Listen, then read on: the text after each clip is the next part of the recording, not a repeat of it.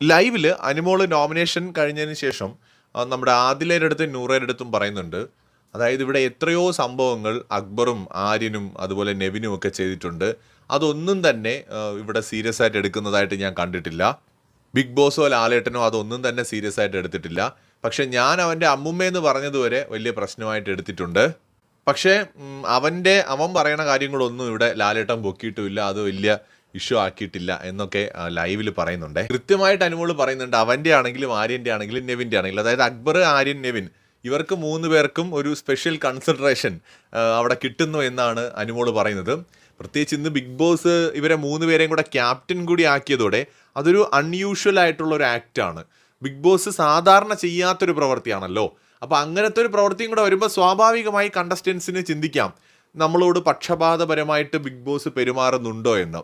തീർച്ചയായിട്ടും അനുമോൾ ക്യാപ്റ്റൻ കൂടി ആയിട്ടില്ല. അപ്പോൾ അനുമോൾക്ക് അത് ഉറപ്പായിട്ട്, അനുമോൾക്ക് നൂറയ്ക്കും ചിന്തിക്കാം അവർ ക്യാപ്റ്റൻ ആവാത്തവരാണ്. അത് തീർച്ചയായും ബിഗ് ബോസ് ചെയ്തത് മോശമായി പോയെന്നൊരു അഭിപ്രായം എനിക്കുണ്ട്. എന്തിനാണ് 3 പേരെയും കൂടെ ക്യാപ്റ്റൻ ആക്കിയത്? ഒരാൾ ക്യാപ്റ്റനായ മതിയുള്ള ഒരു ടാസ്ക് കൊടുത്തിട്ട്. ഇന്ന് ഒരുപാട് സമയം അവർ ഈച്ച അടിച്ചൊക്കെ അവിടെ ഇരുന്നു. ആ സമയത്ത് ഒരു ടാസ്ക് കൊടുത്തിട്ട് ഒരാൾ ക്യാപ്റ്റനായാൽ മതി. ഇമ്മ്യൂണിറ്റി കൊടുക്കുന്നില്ല എങ്കിൽ ഇല്ല എന്ന് പറയാമല്ലോ, മുമ്പത്തെയൊക്കെ പോലെ. അപ്പോൾ എന്തായാലും ബിഗ് ബോസ് ഇവിടെ അതുകൊണ്ട് തന്നെ ഒരു ഫേവററ്റിസം കാണിച്ചു എന്ന് പ്രത്യക്ഷത്തിൽ പറയേണ്ടി വരും. ബോസ് അണ്ണ സ്വയം ഒരു ആത്മപരിശോധന നടത്തേണ്ട ഒരു സമയമാണ്.